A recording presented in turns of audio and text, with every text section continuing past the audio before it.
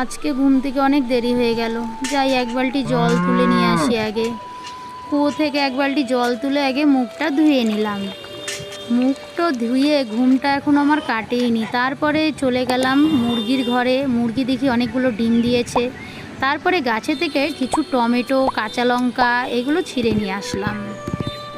ছিঁড়ে নিয়ে এসে চলে গেলাম বাজারে। বাজার থেকে একটু শাক কিনলাম, আরও কয়েকটা লাল লাল লঙ্কা দেখলাম সেটাও কিনে নিলাম। কিনে নিয়ে চলে আসলাম বাজারে। বাজার থেকে বাড়ি এসে তারপরে ভাতটাকে নামিয়ে দিলাম, আর এইদিকে কড়াইয়ে তেল বসিয়ে দিয়ে ঝটপট রান্না করলাম। রান্নাটা করি ঝটপট, আর দুটো কাঁচা লঙ্কাও দিয়ে দিলাম। বরমশাই আবার চলে আসবে খেতে। আর এইদিকে দেখো তরকারিটা রেডি হয়ে গেছে, কি সুন্দর কালার এসছে। যাই হোক, পরে ডিমটা দিয়ে দিলাম আর একটু ফুটিয়ে নিয়ে নামিয়ে দিলাম। আর এদিকে আমি কিছু লঙ্কা শুকিয়ে রেখেছিলাম, সেগুলো দিলাম। আর বরমশাই দেখি এদিকে চলেও এসছে। যাই ভাতটা নিয়ে আসি।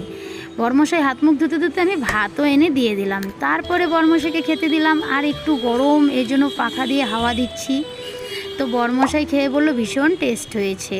টাটা বন্ধুরা, দেখা হবে।